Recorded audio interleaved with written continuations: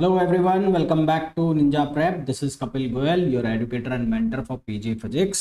तो वेव्स जो सब्जेक्ट हमारा चल रहा है, वेव्स एंड ऑसिलेशन, उसमें अभी हम पढ़ रहे हैं वेव्स। और वेव्स में आज का जो लेक्चर है इसमें हम पढ़ेंगे बीट्स एंड डॉपलर इफेक्ट। अभी तक हम पढ़ चुके हैं ट्रैवलिंग वेव्स, उसके बाद हमने स्टैंडिंग वेव्स पढ़ा और अब हम पढ़ रहे हैं बीट्स एंड डॉपलर इफेक्ट।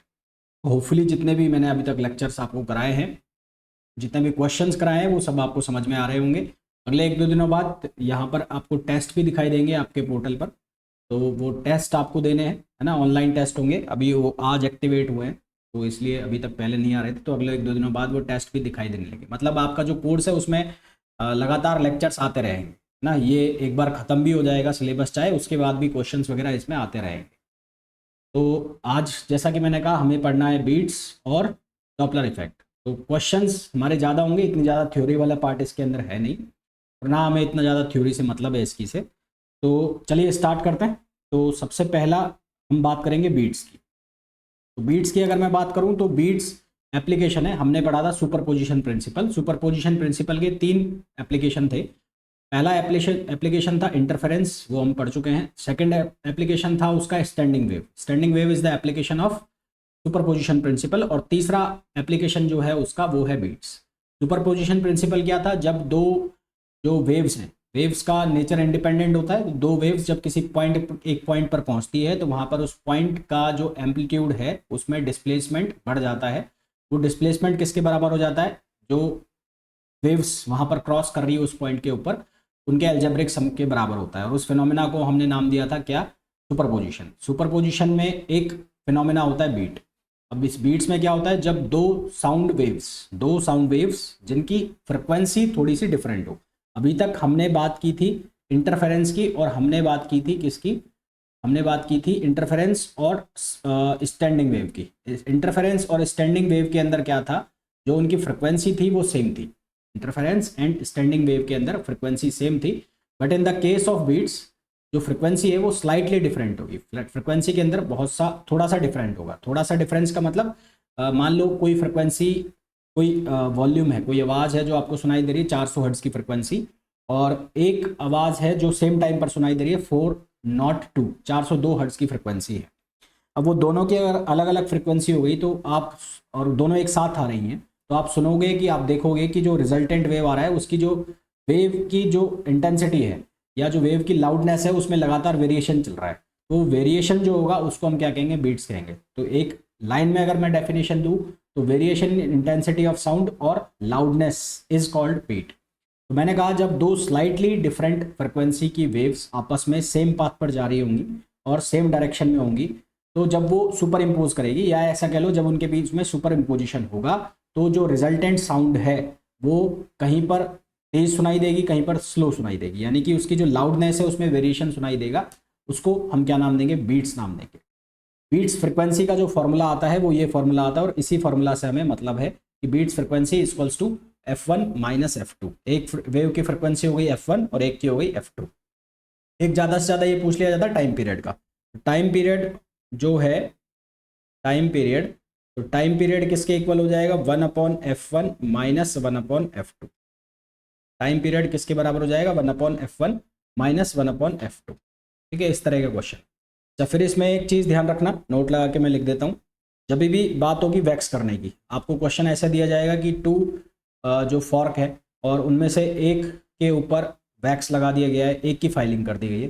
तो जब भी वैक्सिंग की जाएगी तो वैक्सिंग से क्या होगा? उस पर मास चढ़ा रहे हैं, तो वैक्सिंग करने से जो फ्रिक्वेंसी है उस इंस्ट्रूमेंट की वो डिक्रीज होगी, जबकि फाइलिंग का मतलब है मास को रिमूव करना, तो उससे फ्रिक्वेंसी उस इंस्ट्रूमेंट की इंक्रीज होगी, है ना।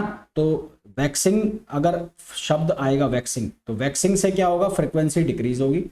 और जब भी शब्द आएगा फाइलिंग, तो फाइलिंग से क्या होगा? फ्रिक्वेंसी इंक्रीज होगी। बेसिकली वैक्सिंग का मतलब है मास रिमूव, मास एडिड। वैक्सिंग का मतलब है मास एडिड, मास एडिड, ये मतलब है वैक्सिंग का। और फाइलिंग का मतलब है मास रिमूवल, मास रिमूवल, ये किसका मतलब है? फाइलिंग। ठीक है, क्वेश्चन कैसे बनेंगे वो देखते हैं। जैसा कि आपको ये क्वेश्चन दिखाई दे रहा है, इस क्वेश्चन में बोला है टर्निंग फॉर्क टर्निंग फॉर्क ए है, tuning fork of a frequency 200 hertz is sounded with fork B. The number of beats per second is 5. By putting some wax on A, the number of beats increases to 8. ना number of beats जो है वो 8 हो गए, तो frequency of fork B is, देखो भाई हमारे पास जो फ्रिक्वेंसी का फॉर्मूला है वो हमने लिख लिया F1 माइनस F2 मॉड में इसलिए लिखा है, अगर माइनस आएगा तो हमें पॉजिटिव लेना है। ये जो फॉर्मूला है ये बीट फ्रिक्वेंसी का, इसको मैं दो तरीके से लिख सकता हूँ। दो तरीके से कैसे? मैं इसको ऐसे लिख सकता हूँ F beat equals to F1 minus F2, और या इसको मैं लिख सकता हूँ F beat equals to F2 minus F1। अब हमें कौन सा यूज़ करना है वो कैसे पता लगे? पहले केस में जो नंबर ऑफ बीट्स है वो 5 है ना, तो अगर मैं इसको ऐसे लिखता हूँ F1 minus F2 equals to 5, तो पहले केस में जो 1 है या A है उसकी फ्रिक्वेंसी है 200 hertz, F2 mine equals to 5, ये केस है। फिर हमें बोला है by putting some wax on a के ऊपर वैक्स लगा दिया, तो ए के ऊपर वैक्स लगा दिया तो डेफिनेटली इसकी जो फ्रिक्वेंसी है वो डिक्रीज होगी क्योंकि इसकी कर दी है वैक्सिंग। तो फिर बोला है कि अगर इसके ऊपर वैक्सिंग कर दी है तो नंबर ऑफ बीट्स इंक्रीज हो जाते हैं। और अगर आपको थोड़ा बहुत मैथमेटिक्स का नॉलेज है तो अगर इस वाले पार्ट को आप डिक्रीज करोगे, इस वाले पार्ट को डिक्रीज करोगे तो जिसमें से माइनस हो रहा है वो उसको ही आपने कम कर दिया, तो ऑब्वियस सी बात है ये चीज़ क्या हो जाएगी? डिक्रीज हो जाएगी ना, ये चीज़ क्या हो जाएगी? डिक्रीज हो जाएगी। और ये चीज़ डिक्रीज हो जाएगी, ये हमें चाहिए नहीं क्योंकि यहाँ पर फ्रिक्वेंसी क्या हो रही है? बढ़ रही है। तो इसलिए इसका मतलब ये वाला फॉर्मूला तो यूज़ नहीं करेंगे। तो फॉर्मूला कौन सा यूज़ करेंगे? हम यूज़ करेंगे F2 minus F1। F2 minus F1 किसके इक्वल है? 5 के। तो यहाँ से F2 माइनस F1 की वैल्यू कितनी है? 200। अब देखो यहाँ से ये अगर डिक्रीज होता है तो घटने वाली चीज़ अगर और कम हो रही है तो फ्रिक्वेंसी क्या होगी? बढ़ेगी। तो फ्रिक्वेंसी क्या होगी? बढ़ेगी। इसका मतलब हम ये फार्मूला यूज़ करेंगे। तो ये फार्मूला यूज़ करेंगे, तो अब इस फार्मूला को पिक कर लो। यहाँ से इस फार्मूला को पिक करते हो तो F2 की वैल्यू किसके बराबर हो जाएगी? 5 प्लस F1, और 5 प्लस F1 के इक्वल हो जाएगी। तो 5 प्लस F1 की वैल्यू कितनी हो गई है? F1 की वैल्यू हो गई 200 है, तो ये कितना हो जाएगा? 205 हर्ट्ज, यानी कि जो B है उसकी फ्रिक्वेंसी होगी 205 हर्ट्ज। ठीक है, B जो है उसकी फ्रिक्वेंसी होगी 205 हर्ट्ज। समझ में आ गया है कैसे करना है? एक दो क्वेश्चन इसके और करा देता हूँ, इसी तरह के क्वेश्चन ज़्यादा आते हैं और अच्छे से समझ में आ जाएगा। नेक्स्ट क्वेश्चन देखो, इसमें बोला है when a tuning fork of frequency 341 is sounded with another tuning fork 6 beats per second are heard. एक को मान लेता हूँ मैं F1 और एक को मान लेता हूँ F2, और ये 6 है, और इसको मैं ऐसे भी लिख सकता हूँ F2 minus F1 equals to 6। अब हमें ये देखना है कि कौन सा यूज़ करना है। हमें बोला है when the second tuning fork is loaded with wax. Second tuning fork मतलब ये वाला और ये वाला, इसकी वैक्सिंग यानी कि इसको लोडेड विद वैक्स किया जा रहा है। And sound with the first tuning fork the number of beats is 2 per second. Number of beats क्या हो गए? डिक्रीज हो गए। नंबर ऑफ बीट्स क्या हो गए? डिक्रीज हो गए। डिक्रीज कब हो सकते हैं? जब पहले वाले पार्ट, जो पहला वाला पार्ट है उसको डिक्रीज कर दिया जाए, दूसरे वाले पार्ट को फिक्स रखा जाए तो डिक्रीज हो सकते हैं। यानी कि अगर मैं इसको पिक करता हूँ इसको, तो मेरा काम हो जाएगा। तो मैंने ये फॉर्मूला सेलेक्ट किया F1 माइनस 6। देखो सीधी सी बात है, अगर इसको डिक्रीज करोगे तो ये तो फिक्स है, तो डिक्रीज हो गया, कम हो गया, तो कम हो गया, इसमें से माइनस कर रहे हो तो यहाँ पर वैल्यू क्या आएगी? कम आएगी। तो हम ये वाला फॉर्मूला अब यूज़ करने वाला है। तो एक की फ्रिक्वेंसी हमें कितनी रखी? 341। तो F2 कितना हो जाएगा? F1 प्लस 6, यानी कि ये कितना हो गया? 341 प्लस 6, और आंसर आ गया हमारा 347। आंसर हमारा क्या आ गया? 347। ठीक है, नेक्स्ट क्वेश्चन पे आओ। इस क्वेश्चन में हमें बोला है a tuning fork sounded together with a tuning fork of frequency 256 emits 2 beats. तो एक F1 माइनस F2 वही फॉर्मूला, अभी 2 बीट्स बन रही है, और F2 माइनस F1 अगेन कितनी बीट्स बन रही है? 2। On loading the tuning fork of frequency 256, तो 256 वाले को हमने लोडिंग कर दिए, तो नंबर ऑफ बीट्स पर हर्ट जो है वो डिक्रीज हो गया। और नंबर ऑफ बीट्स डिक्रीज किस केस में हो सकता है? इस केस में हो सकता है, इस केस में, जब ये डिक्रीज हो। तो इसका मतलब F2 ये वाला फॉर्मूला लोगे, F2 minus F1 equals to 2। तो इसका मतलब ये जो वैल्यू है ये कितनी है? 256 है, माइनस F1 इक्वल्स टू 2। तो F1 की जो वैल्यू है वो कितनी हो जाएगी? वो हो जाएगी 256 माइनस 2, ये हो जाएगा 254। तो हमारे पास जो आंसर आ गया वो कितना आ गया? 254। ठीक है, किस तरह से आपको ये सॉल्व करना है मेरे हिसाब से समझ में आ रहा होगा। फिर नेक्स्ट क्वेश्चन पर चलते हैं। यहाँ पर हमें बोला है two tuning fork when sounded together produce 4 beats per second. तो F1 minus F2 equals to 4 और F2 minus F1 equals to 4, ये हमने लिख दिया। The frequency of one fork is 256, एक फॉर्क की जो फ्रिक्वेंसी है वो 256 है। The number of beats heard increases when the fork of frequency 256 is loaded with wax. तो इंक्रीज हो रही है ना, फ्रिक्वेंसी इंक्रीज हो रही है। तो इंक्रीज कब हो सकती है, जब ये सेकंड पार्ट में हो। इंक्रीज कब हो सकती है, जब ये सेकंड पार्ट में हो। इसका मतलब ये फॉर्मूला यूज करोगे तो F2 minus F1 equals to 4। F2 की वैल्यू कितनी हो जाएगी, F1 प्लस 4। ये कितना गिवन है, 256 प्लस 4, क्या आंसर आ जाएगा 260। तो हमारे पास करेक्ट आंसर कितना आ गया 260। तो इस तरह से आपको ये क्वेश्चन सॉल्व करना है। आपको ये देखना पड़ेगा कि कहाँ पर, देखो लोडिंग करेंगे तो डिक्रीज होगी डेफिनेटली जो फ्रिक्वेंसी है इसकी ट्यूनिंग फॉर्क की, ये तय है। अब बीट इंक्रीज हो रही है डिक्रीज हो रही है, उसके ऊपर सारा खेल होगा कि आप कौन सी इक्वेशन यूज करोगे। ये तीनों चारों क्वेश्चन जो मैंने कराए हैं इनको एक बार वापस से रिवाइज करके देख लेना, वापस से रीप्ले करके देख लेना, ये बहुत अच्छे से आपको समझ में आ जाएंगे कि किस तरह से क्वेश्चन सॉल्व करने हैं। तो ये तो बात हो गई बीट्स की। अब हम बात करते हैं डॉपलर इफेक्ट की। डॉपलर इफेक्ट क्या है, जब दो when there is a relative motion, जब भी रिलेटिव मोशन होगी किस किस के बीच में होगी, रिलेटिव मोशन होगी सोर्स ऑफ साउंड, जो साउंड का सोर्स है वो, ऑब्जर्वर है जो, और जो मीडियम है, ऑब्जर्वर एंड द मीडियम। जब भी रिलेटिव मोशन आएगी सोर्स के बीच में, ऑब्जर्वर के बीच में और जो मीडियम है उनके बीच में, तो जो साउंड है जो रिसीव होगा ऑब्जर्वर को, जो ऑब्जर्वर को साउंड रिसीव होगा उसकी फ्रिक्वेंसी थोड़ी सी डिफरेंट होगी जो साउंड एमिट हो रहा है सोर्स से। सोर्स जो एक्चुअल में फ्रिक्वेंसी निकाल रहा है उससे ज़्यादा या कम हमें फ्रिक्वेंसी सुनाई देगी। फॉर एग्जांपल मैं रेस्ट में खड़ा हूँ, मेरे पास कोई गाड़ी हॉर्न बजाती हुई आती है, तो सडनली मुझे उसकी जो हॉर्न की आवाज़ है वो तेज होती सुनाई देगी, और जैसे ही वो मेरे से दूर जाएगी तो उस गाड़ी के हॉर्न की आवाज़ मुझे कम सुनाई देगी। तो ये जो वेरिएशन आ रहा है, ये वेरिएशन किसकी वजह से आ रहा है, रिलेटिव मोशन की वजह से आ रहा है। किस किस के बीच में, मैं ऑब्जर्वर हो गया, वो गाड़ी क्या हो गई, सोर्स हो गई। तो हम दोनों के बीच में और एक जो मीडियम था उनके बीच में रिलेटिव मोशन आ गई, जिसकी वजह से मेरे को जो साउंड की फ्रिक्वेंसी है कभी कम सुनाई दी कभी ज़्यादा सुनाई दी। तो ये जो इफेक्ट होता है फ्रिक्वेंसी में, ये जो चेंज आता है, इसको हम क्या नाम देते हैं, डॉपलर इफेक्ट। ठीक है, इसको हम क्या नाम देते हैं, Doppler effect. Doppler effect is valid for sound waves as well as for light waves. मैं लिख भी देता हूँ यहाँ पर, Doppler effect is valid for sound waves as well as for light waves। ये लाइट वेव्स के लिए भी है और ये साउंड वेव्स के लिए भी है। ठीक है, ये क्वेश्चन बन जाता है भाई, ये ध्यान रखना। अब देखो इसमें कौन कौन से केस बनेंगे। तो पहला केस अगर मैं बनाऊं, पहला केस बनाता हूं, when source is at rest and observer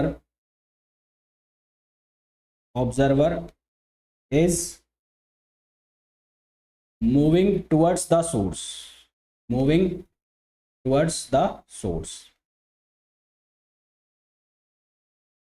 जब सोर्स रेस्ट में है और ऑब्जर्वर उसकी तरफ जा रहा है। तो मान लो ये सोर्स है,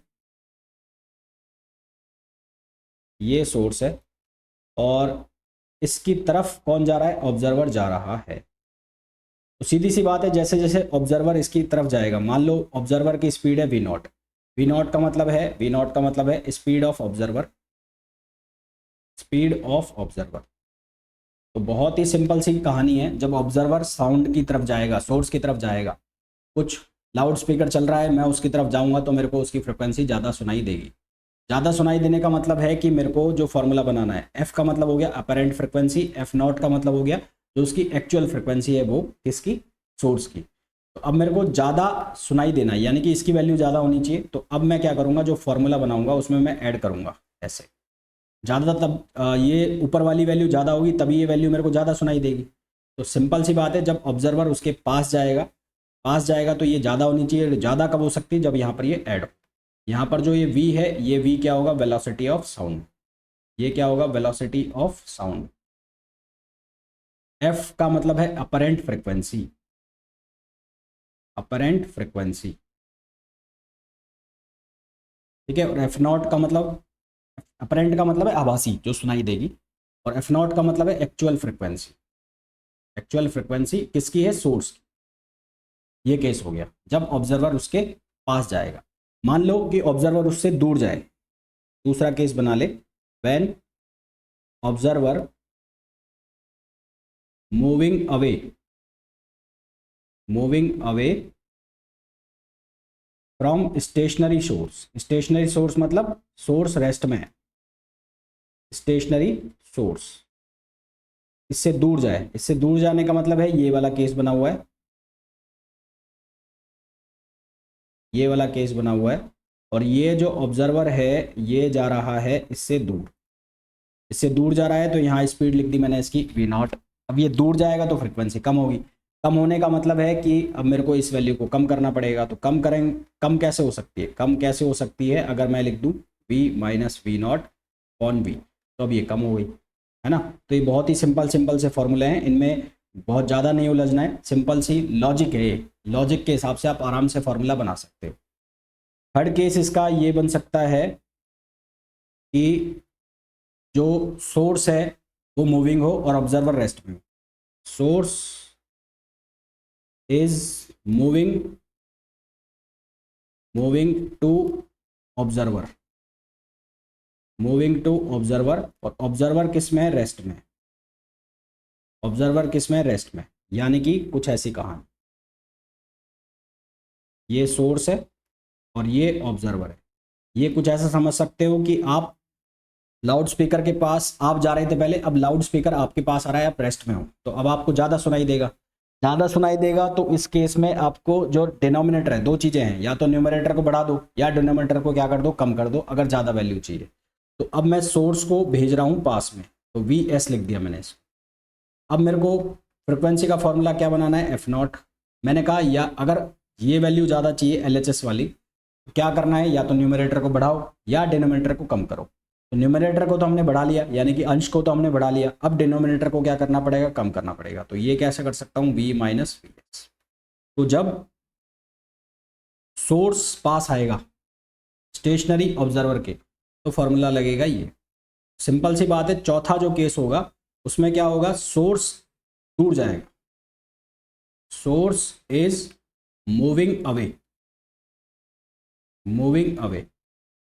उस केस में क्या होगा? सोर्स को भेज दो दूर, ये सोर्स बन गया और ये हो गया ऑब्जर्वर, ये हो गया ऑब्जर्वर, और ये जा रहा है दूर, ये दूर जा रहा है, इसको लिख दिया मैंने वी एस, ठीक है। तो यहाँ फॉर्मूला क्या हो गया? F equals to F not, ये हो गया V upon V plus V S, V upon V plus V S.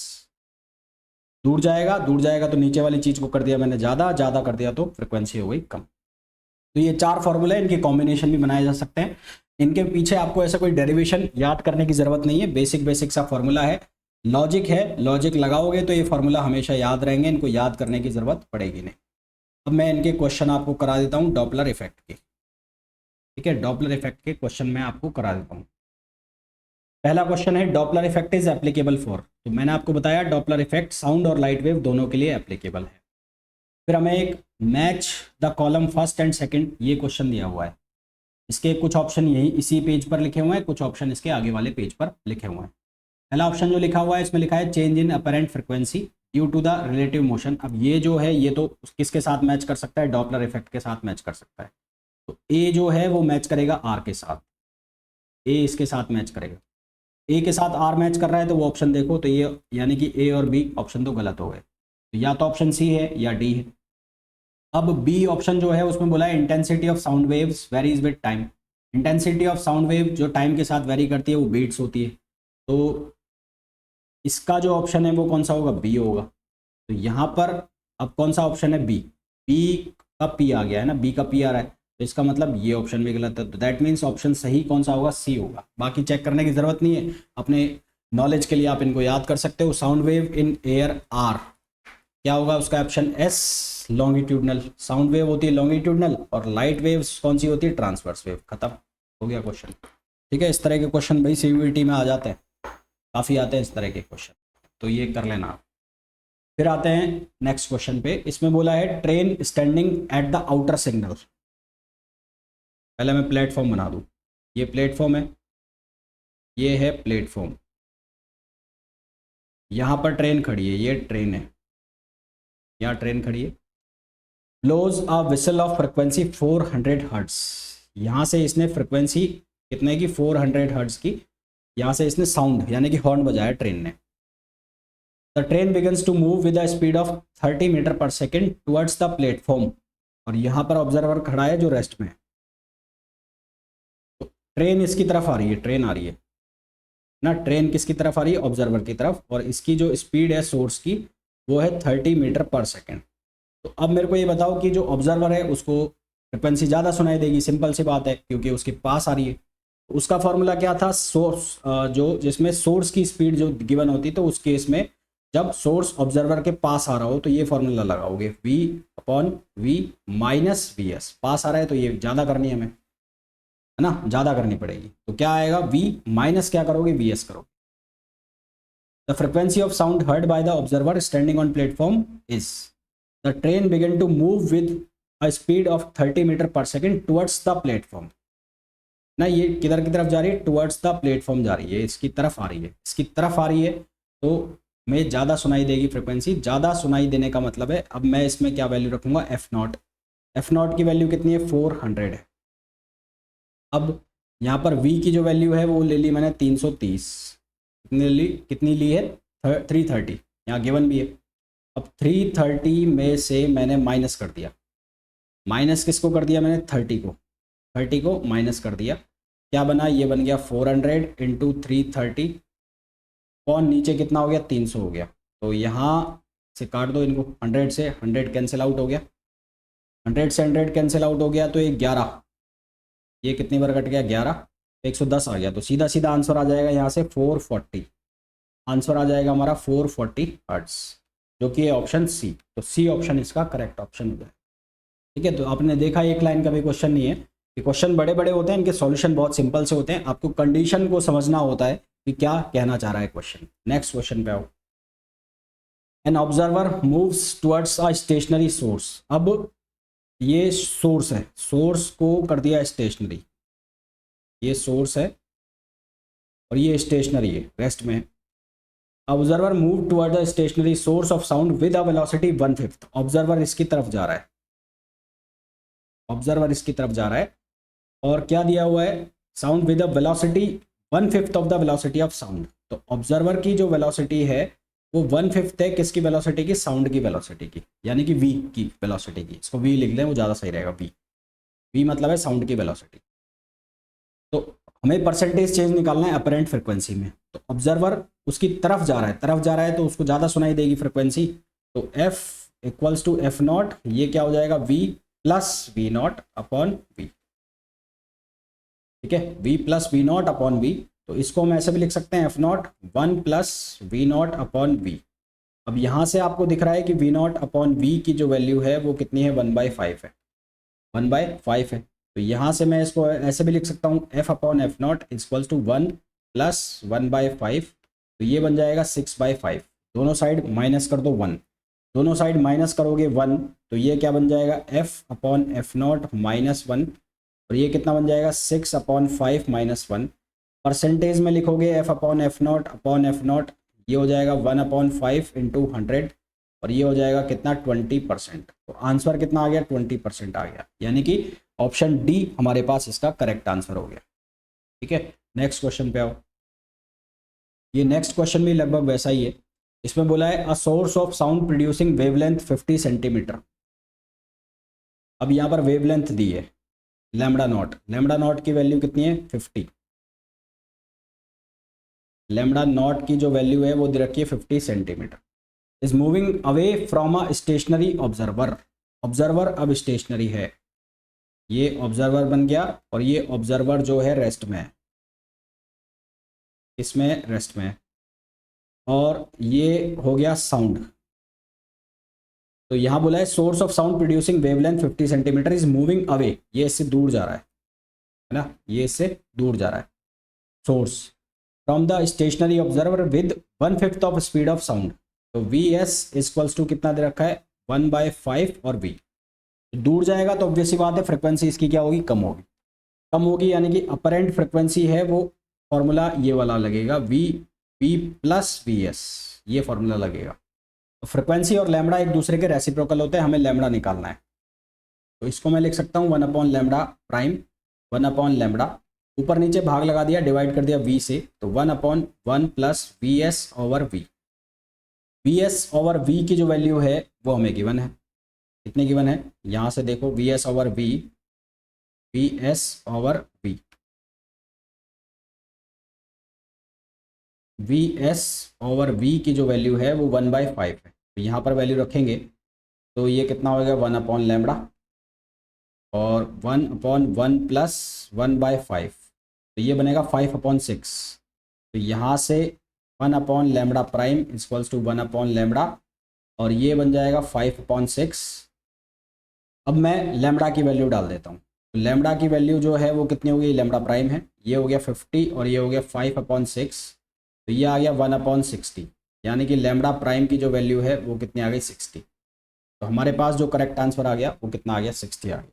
ठीक है, तो आपने देखा कितनी आसानी के साथ हमने ये क्वेश्चन सॉल्व किए। बहुत ही आसान होता है बीट्स और डॉपलर इफेक्ट, और आपको बताऊं तो ये बहुत इंपॉर्टेंट होते हैं एग्जाम पॉइंट ऑफ व्यू से। यहाँ से क्वेश्चन आते हैं और आराम से क्वेश्चन हो जाते हैं। मेरे को नहीं लगता इन क्वेश्चनों में करने में कोई दिक्कत आपको भी आएगी आगे। अब इसके बाद जो हमारा टॉपिक होगा वो होगा लिसाजस फिगर्स, और फिर एक और बचा है, कौन सा बचा है, जिसमें हम reflection and transmission of waves पढ़ेंगे। मैंने जैसा भी कहा आपको, इसमें सभी चीज़ें आ जाएंगी, असाइनमेंट्स वगैरह भी मैं बना रहा हूँ, उसमें टाइम लग रहा है तो मैं बना रहा हूँ, और टेस्ट वगैरह भी इसमें आते रहेंगे। तो ये लेक्चर्स वगैरह जितने भी इनको देखते जाओ, प्रैक्टिस क्वेश्चंस भी मैं कराता जा रहा हूँ। तो ये जितना मैं करा रहा हूँ वो मोर देन सफिशिएंट है आपके एग्जाम पॉइंट ऑफ व्यू से, इतना पढ़ लो बहुत है। तो मिलते हैं नेक्स्ट लेक्चर में, till then thank you, bye bye.